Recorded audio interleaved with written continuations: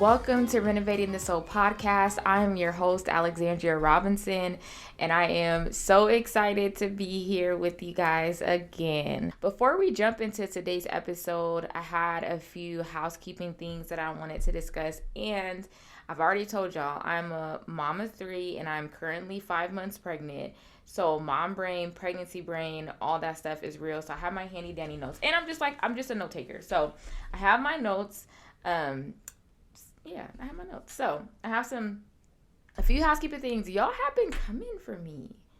Y'all have been coming for me about this every other week episode thing. Listen, y'all, I'm a one-woman show. I'm trying to do the absolute best I can. My goal and my desire is to get to a episode once a week, but right now we are at every other Wednesday. Every other Wednesday, I'll be cracking up because I'll get a text or Instagram message and with the side eyes or someone saying like, where's the episode? And I'm like, okay, clearly y'all are not listening. Every other Wednesday. Or maybe it's not that y'all aren't listening. Maybe it's just that you're really excited for the episodes, which I love and I appreciate. So thank you all for your patience in between those weeks. My suggestion is that as we keep talking about these topics, I'm going to be sharing my resources. I encourage you throughout that week that you're waiting for the next episode to read the resources, send me some questions, send me your thoughts, give me some ideas. Maybe I didn't expound upon something enough. That will totally help me with creating the episodes as we go forward. So y'all get a little homework too. So do that with me, and then I think that'll help your week go a little faster as you're waiting for the next episode, okay? And I promise y'all, as soon as I can give you every week, I will. I promise. The other thing was that video is coming, which I already said, but video is here, should be here if all goes well. Again, I'm doing this by myself, so I'm trying my best. At the most, I will definitely try to get up some reels and clips on social media, and I'm working to do YouTube, but how it will work is the episode will come out on Wednesday on all the platforms, just audio, Spotify, what am I on? Google, YouTube, Apple Podcast, Amazon. It'll come out on all of those platforms with audio first. And then I'm anticipating that on Fridays, I'll be able to give you the video version. So that Wednesday, you'll get the audio. That Friday, you'll get the video. Okay? That just, again, gives me a little buffer time for editing, doing all the editing, recording, posting, everything by myself, which is not bad. I really love this learning experience. So I don't want to make it seem like I'm, complaining or rushing to get a team. It's just the reality of the situation is that it takes me time in between, again, my kids, my full-time job, and also being a wife. So the last thing that I wanted to say was that it's more on a personal side that I as we're going with the podcast, I do speak on a lot of past experiences or things that I have already gone through, but I want to be clear that there are very present things that I am experiencing now in my day-to-day life, and things that are popping up for me every moment that I'm realizing about myself. So I don't want to make it seem as if there aren't things in the present that I'm struggling with. Those things I will address, but a lot of these topics in this first season are things that I've thought about for a long time. And so I have a lot of past experiences to go off from. I guess the reason why I'm saying this is that I don't want to come off as if I've made it. I don't know why. I just do not like that energy from other people. I don't like that looking down on others and making y'all feel like I've gone so far beyond. I really haven't. I've just been doing the work maybe a little longer than some have been doing it, but it's not anything that anyone else is incapable of doing or achieving themselves, right? There's no special sauce, and it's not something that has ended. That's the beautiful thing about Renovating the Soul, about this podcast, about doing the work outside of this podcast, is that it is a everyday thing. You might get over one thing and find yourself facing another. And that's exactly where I'm at, right? Is that I'll get over the things that I haven't struggled with, for 5 or 10 years, but there are new things that come up, especially, again, being married, being a parent, and not just being a parent with my children, but even having to navigate the dynamics with grandparents and aunts and uncles and just people in general, right? So there's always something. I am constantly growing, I'm constantly learning, and I'm loving, again, that's why I say I'm on this journey with you all. I'm not watching you all on your journey and I'm like, good luck on your journey. No, I'm on the journey with you all. Again, I may be several steps ahead. You may be several steps ahead, right? But I'm on the journey with you all. So I want to make that very clear. I know I said I had one more that, just roll with me. I got one more housekeeping thing.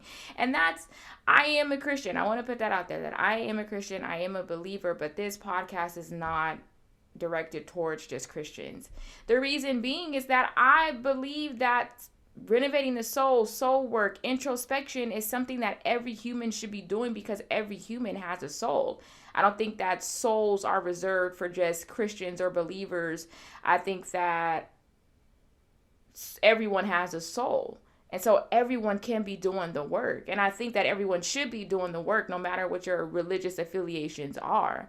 That's what I believe will create a better society. I'm not trying to create a better Christianhood or a better religion or a better spiritual experience, right? I'm trying to encourage people to be better whole people for society, for themselves, right? And for whatever community they're around. So that is my last housekeeping thing, y'all. Let's jump into the episode. I really, really think you're going to enjoy it. Thank you all so much for being here. Please like, subscribe, rate, and share this podcast. Comment. You can leave voice messages on Spotify, which I think is so cool. And let's get into it. So I mentioned in last week's episode that we would be talking about projection, and I'm really excited to dive into this topic with you all.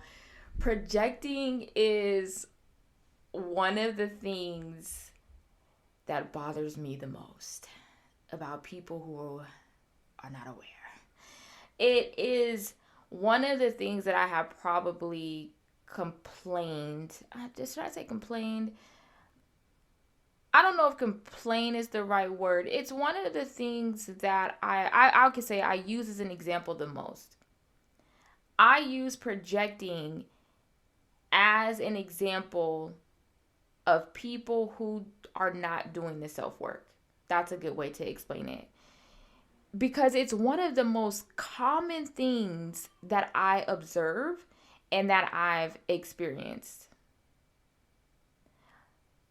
And I forgot to say in the intro that we had a little snowstorm. So whole family is home. You might hear some background noises, but just rock with me, y'all. Just rock with me. But as I was saying, yes, so projecting is one of the most common ways that I have experienced people who are not doing introspective work or reflecting, and it is one of the most annoying things to me. I know that sounds kind of maybe harsh or rude to say, but I'm just crazy enough to believe that one of the first things that could also be fixed is projecting if you started doing the little bit of self-work.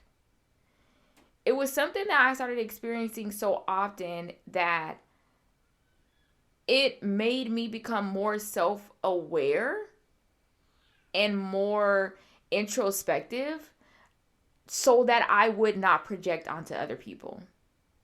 So that I would not, again, be those people who were just dumping and projecting on me. Now, have I been perfect? Absolutely not.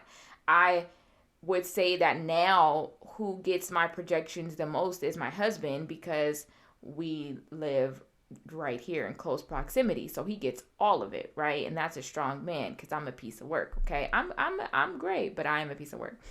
And it's not fun. It's not fun to be on the other side of someone's projections. I'm so excited to finally talk about this, y'all, because I have been stressing this for years. I don't know if my friends and people who talk to me pay attention, but I use projecting as an example all the time. And so to finally be able to sit down and put my thoughts out there is just so exciting to me. Like, the topic itself is not, I guess, necessarily positive, but the excitement that I have to finally be able to get this off my chest and to help some people, man, is unmatched. It's unmatched. Okay, so now you'll see me, well, those who are watching will see me, but you may hear me turning my pages. I could have typed this, but I'm a pen and paper girl. I really do like just having some good old pen and paper. So let's first define what is projecting, and I'm gonna put all the links for the articles that I've read, videos that I've watched, like any resources that I've used to prepare for this topic or any topic, I'll always put in the comments or in the description. So if you want, like I said, one of the papers is 20 some pages. I didn't read the whole thing, and it's not necessarily on projecting, but it's what aided me in preparing for this episode. And so you go read through, it'll really help. So let's get into it. What is projecting? So according to Webster, there's two definitions that I wrote down, and the first one isn't necessarily it isn't necessarily psychological projection, but it is projecting, and I love this definition, and I'll explain. So Webster, there's two definitions. The first one was to throw or cast forward. To throw or cast forward, which again is not necessarily psychological projecting or projecting when we're thinking about it coming from a person, but I like this definition, and again, I'll explain in a second. So, and then the second definition is to attribute one's own ideas, feelings, or characteristics to other people or objects. The reason why I like that first definition, to throw or cast forward, is that even though it's not dealing with psychological projection, it paints a really good picture of what projecting is. It is you throwing something from yourself onto someone else. If I have a rock in my hand and I'm throwing it, or if I have a rock. Let's just go with a rock. I don't know why I should think of another definition. But let's just go with the rock. If I have a rock in my hand and I'm throwing it, that's coming from me onto someone else. A pillow fight, right? If I have the pillow in my hand and I'm hitting someone, that may be a little different, but you understand what I'm saying, right? To throw or to cast forward, I think gives a good visual of what projecting is. Again, it's something coming from you that is going somewhere else. Now, with psychological projection, it's to attribute one's own ideas, feelings, or characteristics to other people or objects. So if we kind of mesh those things together, you're throwing your ideas, your feelings, characteristics, something's coming from you that you're throwing, and we're going to really talk about this in people terms, so we're not going to talk about this with objects as the definition says, but you're taking something from you and you're throwing it onto someone else. And in this realm, if you even study a little bit of psychology or philosophy or any topic, there are so many differing opinions and expert knowledge and research done, and so you kind of have to read as much as you can and formulate your own opinion. And there is the argument that projecting is positive or can be positive, and then there's the idea that projecting is only negative. It only comes from a negative place. I actually think that it can be positive or negative. I don't think that projecting has to just completely be negative. I almost don't think that there's anything that has to be completely negative unless it's just pure evil.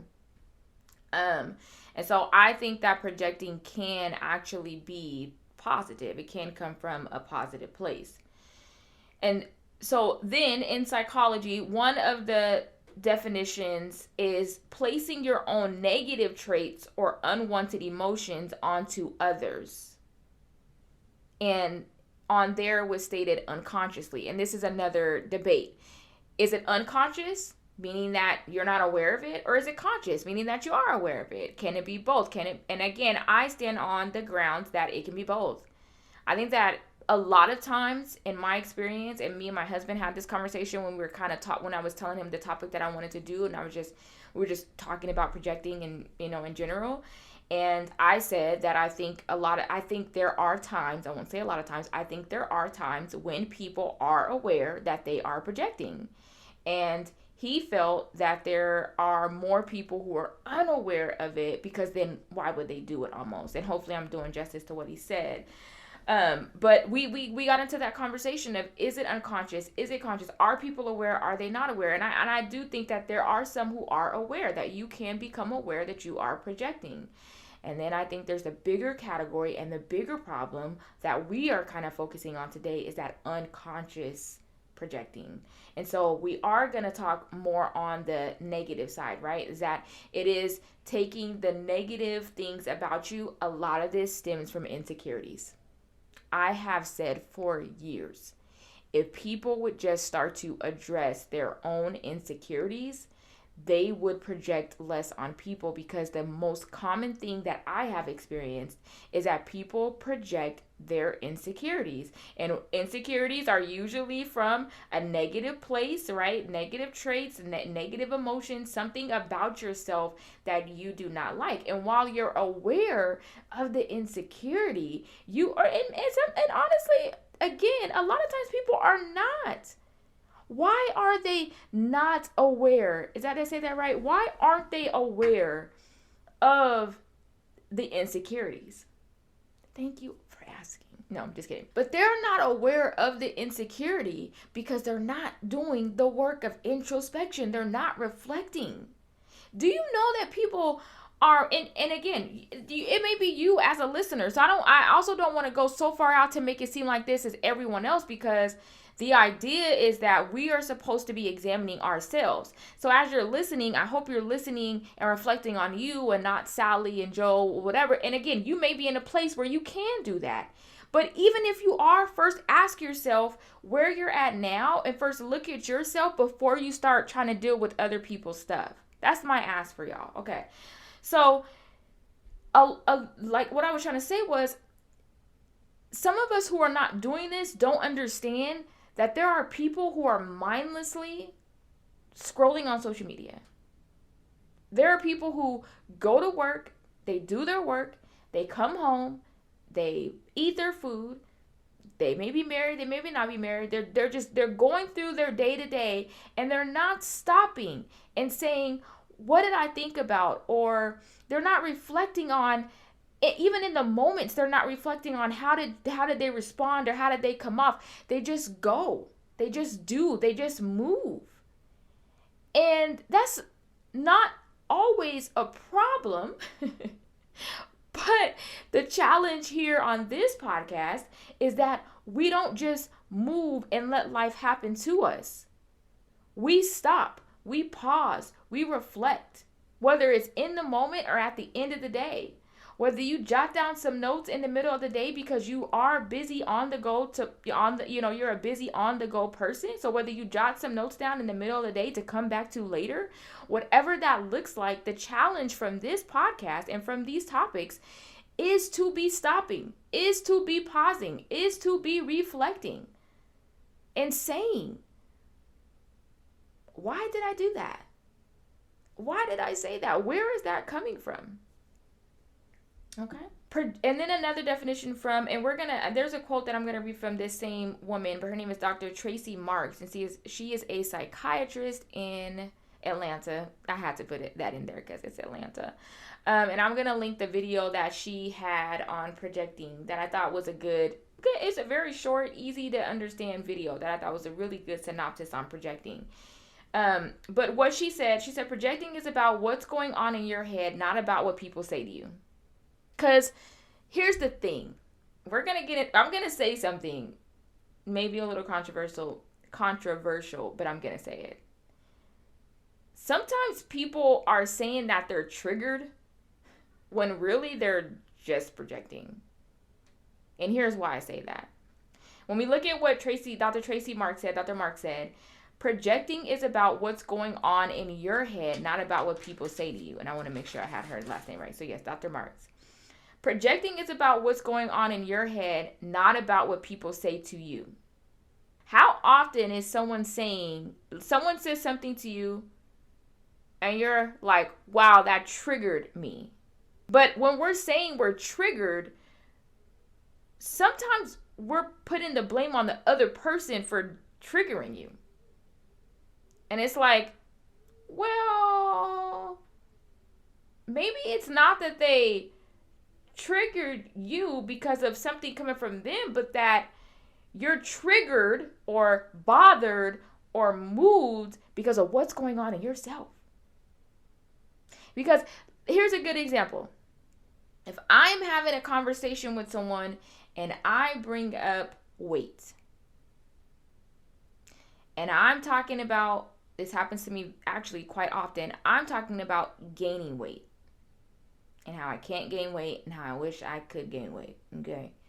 And the person on the opposite end is talking about how they wanna lose weight.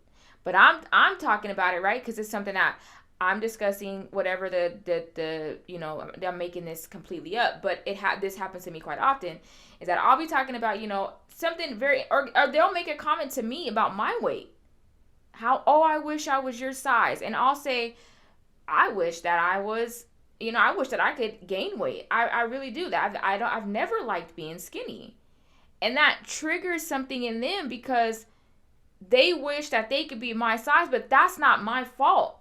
Because the thought wasn't in my head, it was in theirs. The issue wasn't with me, it was with them. Like, I hope that's making sense, that sometimes when we're using these terms, especially all of these new terms that society is coming up with, and triggered is kind of one that annoys me, because again, I see people use triggered in this way that they're taking the guilt off of them and blaming the other person for whatever it is that they posted or said or did, and now I'm triggered or now I'm bothered. But you have to understand that in order to be triggered, it had to start within you, period.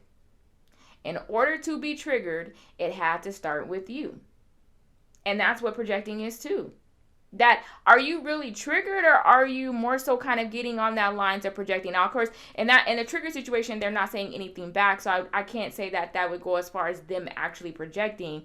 But I think we need to think about this in that terms of what Dr. Marks is saying and what all these definitions are saying. If we read them all together, to throw or cast forward, to attribute your ideas, your feelings, your characteristics onto other people, placing your own negative traits or unwanted emotions onto others. And then projecting is about what's going on in your head, not about what people say to you. It's so good. Like, I just love the way she said that, because anyways, I love the way she said that. It goes into a couple topics that we'll talk about later. I actually didn't plan on talking about being triggered as a topic, but I did plan on talking about playing the victim, because I think this goes into it as well. Is that, again, oftentimes when we are playing the victim, which also goes into the whole trigger thing, right? Is that you're not always the victim. I'll just put it like that. Like, you're not always the victim. How can I be Anyways, I don't want to get into that right now, but it goes together. We'll kind of push that off to the side because I want to keep going on this topic of projecting. But got off on a tangent, but I think it was a good one. But let's keep going. So that last part, yeah, projecting is about what's going on in your head, not about what people say to you. I know I probably said that a bunch of times, but I just love the way that she said that.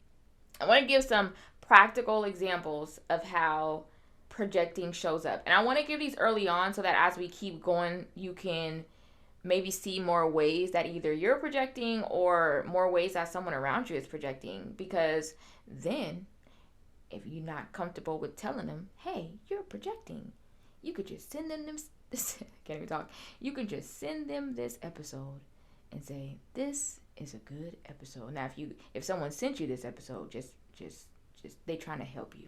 They love you. Okay? They love you. They want to see you do better. All right. So I don't know why my voice got so deep there, but some practical examples of victim blaming, marital guilt. So, and I won't expound upon each one of these. There are a few that I really do want to hit on. Marital guilt, bullying, just general guilt in itself. Again, it can be positive. It can be hope. So you're projecting your hope. And two of the ways that I think projecting has shown up the most in our modern times one of the ways that it has shown up the most in modern times is social media. Goodness gracious. And some of the people that get projected on the most are celebrities. Because y'all can't stand these celebrities and rich folks. Like, are you mad? Okay, we're not. Okay, all right. I'm starting to sound like Cat Williams. Let me keep going. Okay, so social media is one of the more modern ways that I've seen it show up. But another thing, how can I say this? One of the most common ways that I see projecting show up is in close relationships. Parents project a lot. Moms probably more than dads, but parents project a lot. And in marriage, and even if you have like a best friend, someone that you're really close with, those close relationships, I think we're able to identify projecting easier than maybe work relationships or acquaintances, right? And we probably project the most on those closest to us as well, right? So I want to go back to some of these practical examples because I want to explain the marital guilt one because I thought this one was super interesting. And the example that was given was that with marital guilt, it's when the spouse is they're projecting what's going on within them that they would do or are doing onto their spouse. So the example that they used was that one spouse A is cheating. But what they do is they accuse spouse B of cheating because they know that they're cheating. Another example of this, and I think how it shows up for me, is that somewhere in my mind, I have there's a lot of insecurities and and doubt about me deserving love, and there's a lot of fear because of watching so many marriages fail after 20 some years. In the first episode, is this the first episode or second episode? So in the second episode, I shared more about myself and I talked about my parents' divorce. And it's not just them. Even if my parents had stayed together, there are so many marriages around us that have not worked. And we're not talking about people who had to go 20 years. Some went 2, some went a few months. Like, just marriage in general, I think the last rate is like 60% of marriages fail. So those statistics are yikes, right? And so there's that fear of if our marriage is just gonna fail, I might as well just jump out in front of it. So inside of me, I'm scared that at any moment it's about to, be called quits. And so when it could be so simple. It could be a simple disagreement. I'll start projecting by saying stuff like, oh, so you want out. Oh, so we just go. Because in me, I am scared that this is going to end anyway. So I might as well get out and jump in front of it. And it's not healthy. And this is something, again, that's more, I didn't say this already, but this is something that's a little more recent for me to confront. So I haven't really worked out these feelings and I'm not past those feelings. I'm still digging down to find the root of where that comes from, because part of me started to try to say that it was him. And then I had to realize that, well, no, he really shows me in many ways that he loves me, that he cares for me. He's a wonderful husband and a wonderful dad. There are imperfections, absolutely, and that comes with every single person. But in totality, has he shown me that he doesn't actually want to fight and be in this marriage? He has not. Even when we're having a disagreement, it's not like he's saying, I want out of this thing. Like, he's not doing that. And it'd be so simple. And I'm up like, all right, better pack my bags. Like, it's crazy. But that's an example of projecting for me, is that comes from in the marital guilt, right? And I think just marital for me in general, the marital struggles in general, right? It's just that it comes from this place of deep insecurity that we are probably going to end up getting divorced like everybody else. I don't really deserve to be loved anyway, so might as well just kind of jump on in front of this, So that was an example. And then another huge one is bullying, y'all. And we know that bullying is a projection because what happens in movies? A lot of movies don't show you the backstory of the bully, but most of them do give you a glimpse into why the bully is a bully, especially when they have the bully and the person that's being bullied come together as friends. They usually want to give you a glimpse inside of what is happening and why this person is being a bully, because the idea is that they're not just being a bully for no reason. That someone is being a bully because and one of the ways I always think, I don't know, well, I think about kids. I know adults can be bullied too, but my mind does naturally go to children, especially young age, elementary school, because I think that's a really good example of when you're not aware that you're projecting, and sometimes they're not aware that they're being a bully. They know they're being mean. They don't necessarily know that they're being a bully. But one of the super common examples goes back to marriage again, but this time from a child's perspective, is that you see in movies a lot that the children are made fun of because that bully's parents are getting a divorce and they're going through such a hard time, and they'll bully the kid who seems like he has it all together and he has two parents, and he's smart, like all of these things that this bully all of a sudden feels like he's not. And so again, when you're bullying someone, it's coming from what's happening inside of you. That was just a little tangent on how bullying is a practical example. Let's talk why this matters. And I think we've kind of painted a good picture of why it matters. When we are unaware, we hurt people. When we're projecting, we are damaging not just relationships, but another person. And when people care about your opinion or the relationship, they then start, sometimes, not all the time, they then start to catch what you've been throwing. Let's put it like that. And you'll have people respond or change and even reflect, which hopefully it does cause us to reflect, right? But you'll have people starting to do things, feel things because of your projecting. And I don't know if that's the most damning thing to me. I don't know that I would say it's the most damning thing, but I think it's one of the unfortunate side effects is the damage to other people.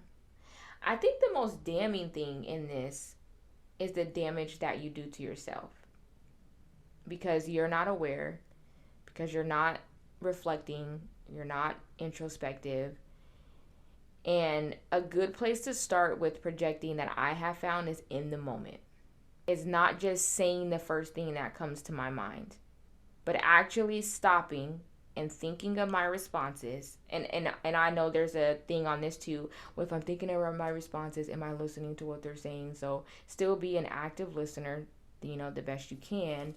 And maybe take a couple pauses before you respond, especially in heated moments, right? Or with people that you already may have certain animosity or negative feelings towards for whatever reason.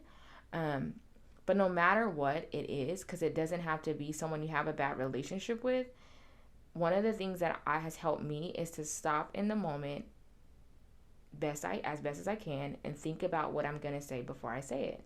And when that does not happen, and when that did not happen, when that did not happen and I did not know how to do that, I started to notice how people would respond back to me. People's reactions, how they started to change around me. And boy, a lot of this happened in college especially, but or even my husband, he started making changes based off of these things that I was projecting. And then I had to kind of come back and say, oh, I'm sorry. I projected from a place of hurt and negativity that's happening within me. I projected on you because I'm jealous of how you have a clear path and my path has just been so curvy, which is a real thing, or whatever it is, right? But I had to start paying attention to how people were responding to me, or what people would tell me.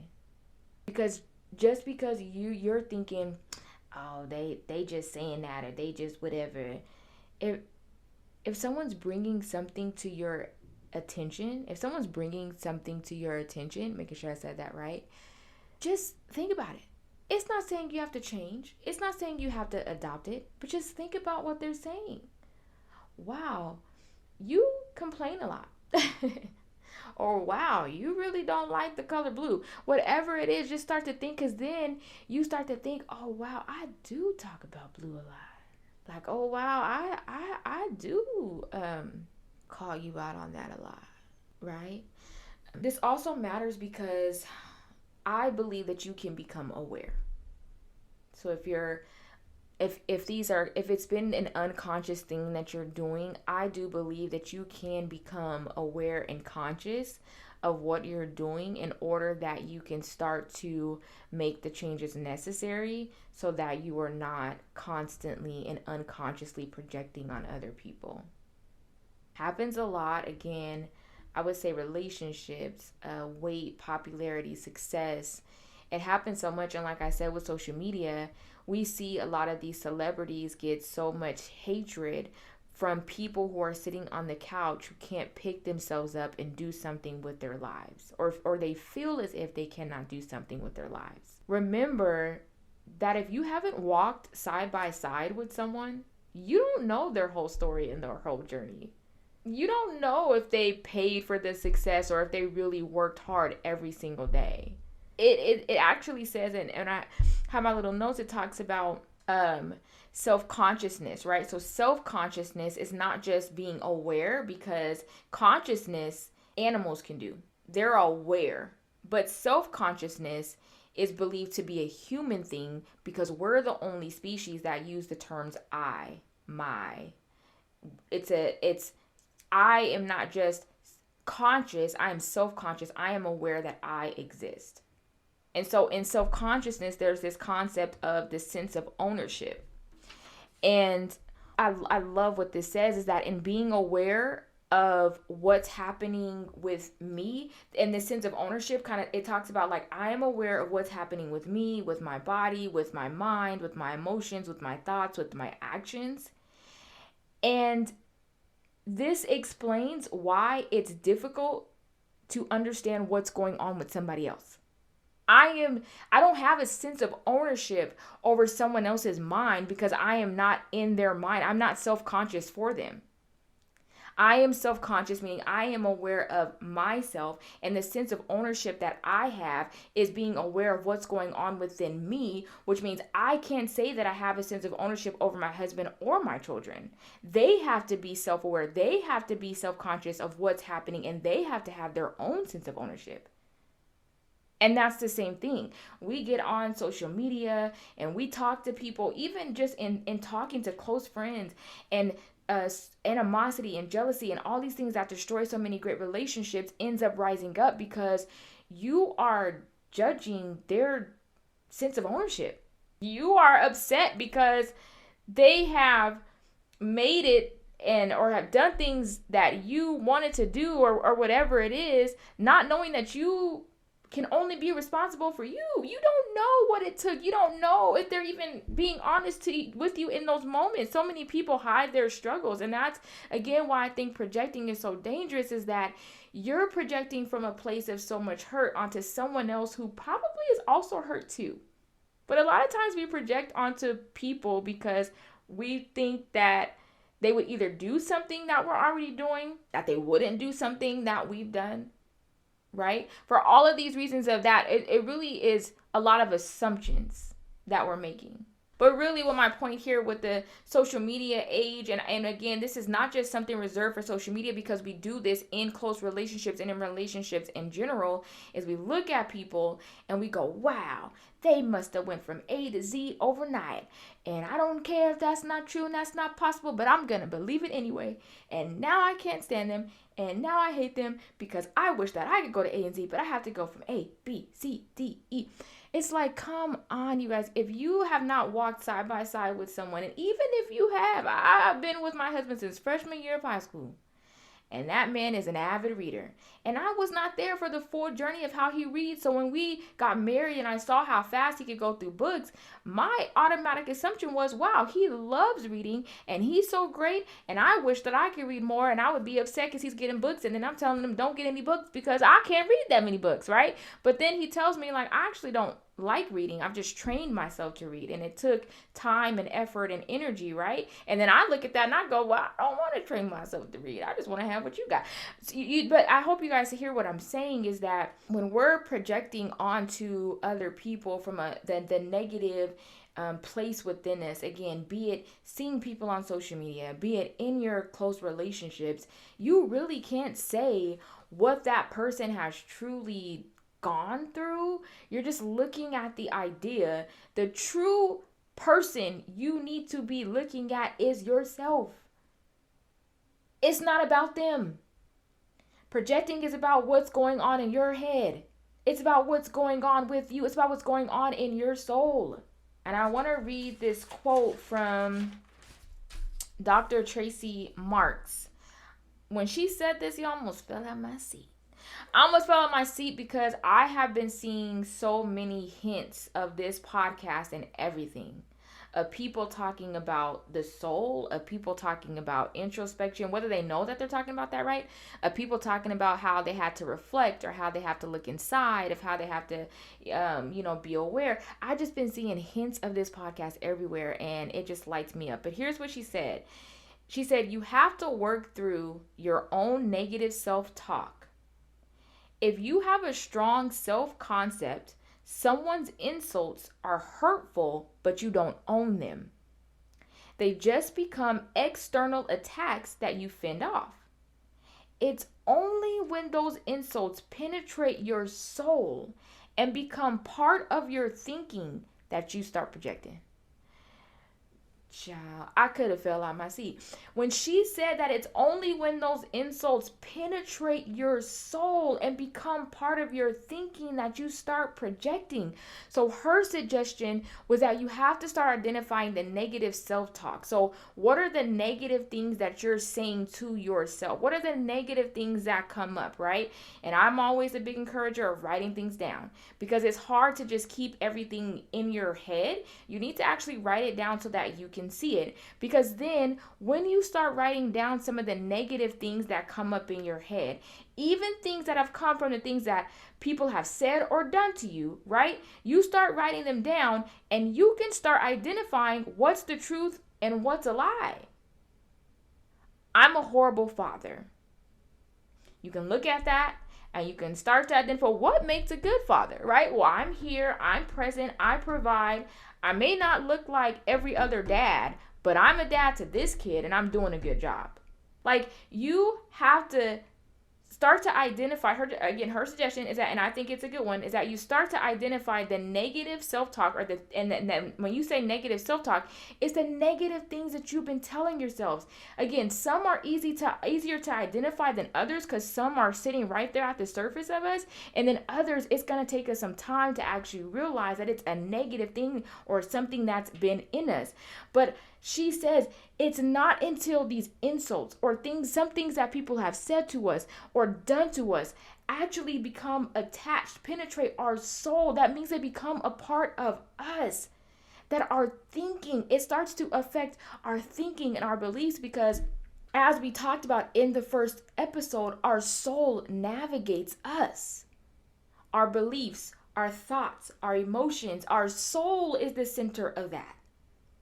And so once an insult, you're ugly, you're trash, you're addicted to porn, or you're prideful, you're a horrible worker, whatever it is, right? When those insults, when you know, baby, I work hard, you ain't nothing you can say that's gonna turn me. When you can say that, right, then you can fend off, like she's saying, you can fend off those things.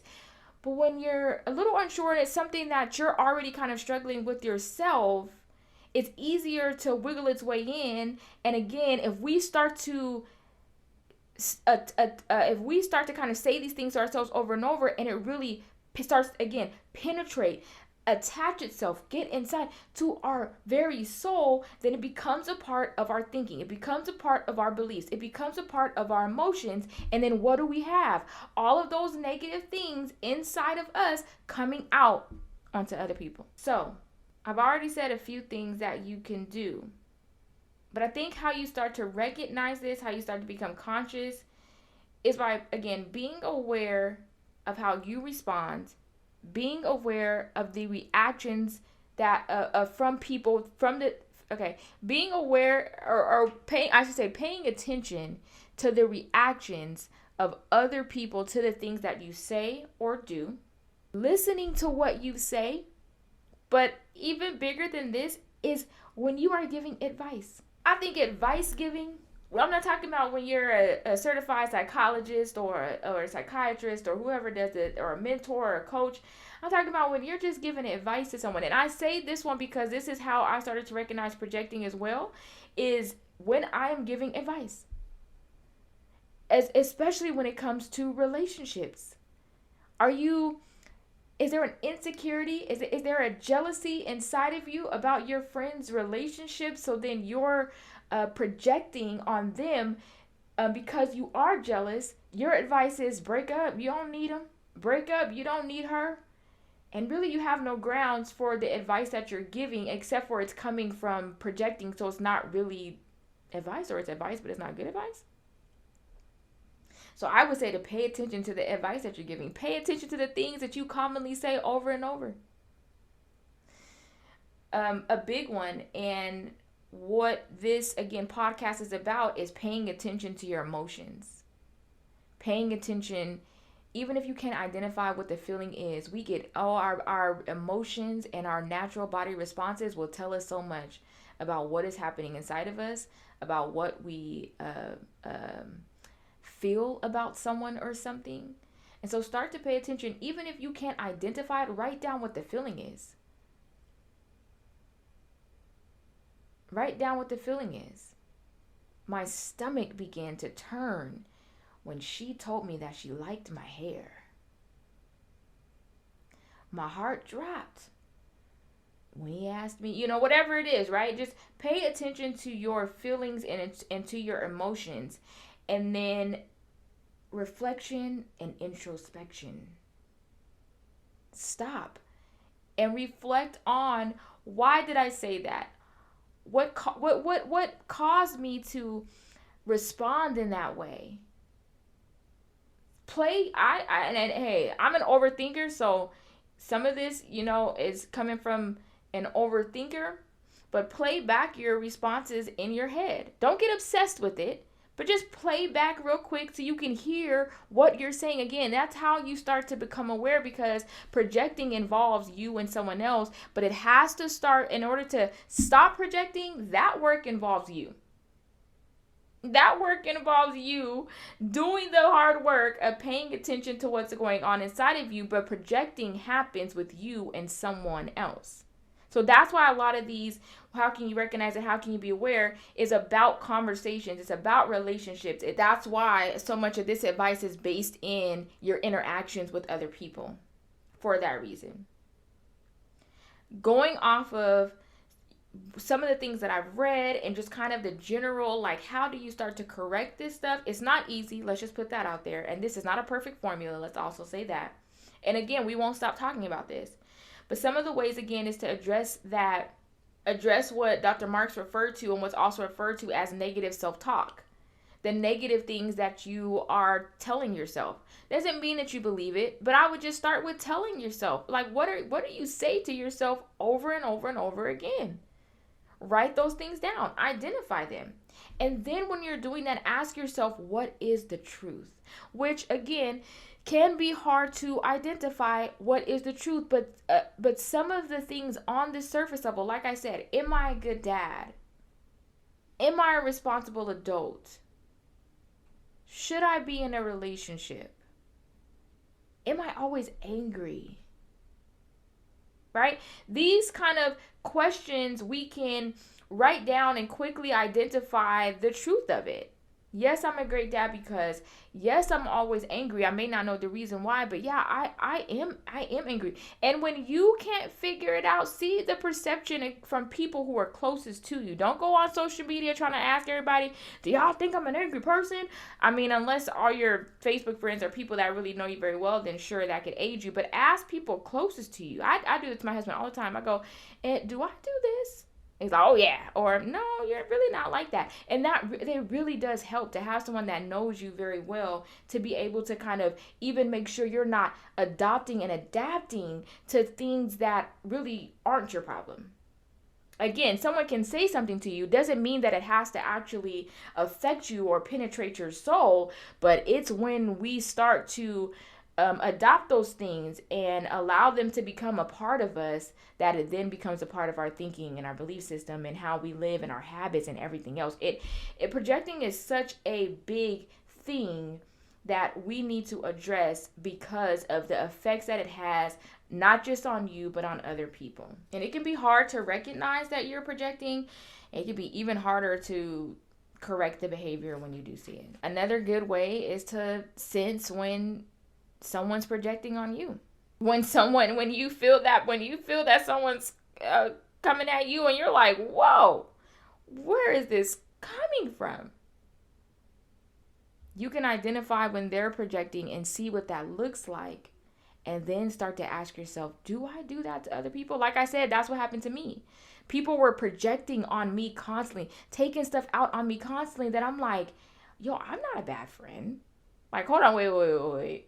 Like, wait a minute. I'm not tanking your organization, or wait, I'm not crazy for thinking that we can do it this way. This is someone else's stuff.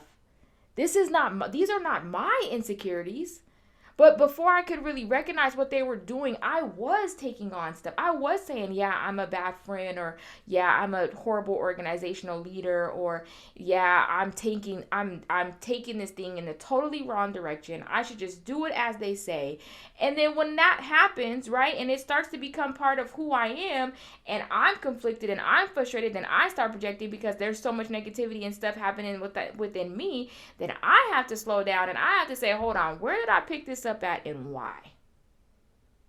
And I have to go back and I have to say, wow, they projected on me, and some of that I could dish away, but in the areas of my own weaknesses and my insecurities, then I picked up on their stuff and then I started projecting. You see how that cycle works?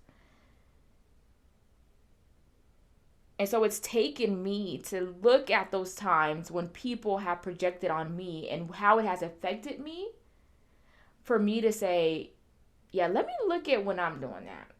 And let me make sure I'm not doing that. I had just asked my husband recently, was giving advice to someone, and I came back and I told him and I said, this is what I said. This is the advice I gave. And I said, I feel like I'm projecting. I feel like I'm projecting my own experiences. And honestly, in this situation, it wasn't bad. I was giving advice to one of my younger cousins about a relationship, but I felt more like a negative Nancy about it because I have been through a rough relationship, and I just am at that place where there are certain things when you get up in age, and I'm not completely old, but you're just like, listen, don't do it, right? And so I was telling him, I said, yeah, I feel like that came from this place of, like, I feel like I was projecting. I feel like I was projecting because of my own experiences and the things that I had gone through. But he told me, he's like, no, that's not projecting. You weren't projecting, right? And so there are times when you have to recognize that, yes, I am projecting, or no, I'm not projecting. But again, one of the ways that started for me was having those experiences. And I'll just close this out, I think, on a more personal side about how projecting has really affected me. And it can be one of the most hurtful things to be on the other side of projection, especially when it happens to you from people that you love the most. And it has happened to me, whether it's from family, whether it's from friends, whether it's in college, whether they're older, whether they're younger, whether they're the same age. It doesn't matter if they've known you all their life or you guys have been friends for a year. It really doesn't matter. I'm going to tell this story, but I'm going to leave out who it involved exactly. But I was talking with a close family member, super close family member, and I was I think it was a junior in college, and I was trying to help them with their business. So I was offering advice. And what got thrown back at me was, oh, you think you're better than me? And that broke my heart and completely crushed me, because I was like, no, I'm going to school for business marketing and I'm learning all of these great things. And in junior year, you get into your core classes. So I was even more excited and amped up about all the things that I was learning. And my goal was always to take it back to my family, take it back to those closest to me, right? To my community. And so when that was thrown at me, to this day, I've never offered to help that person, and I've also been very leery about offering up help in general. And I just want to show you guys kind of what happens when someone projects on you. And it really wasn't until a long time, because in the moment I cannot see that projection, that I began to understand that it comes from the place within that person of insecurity about not finishing college, insecurity about if they were even capable of doing that business.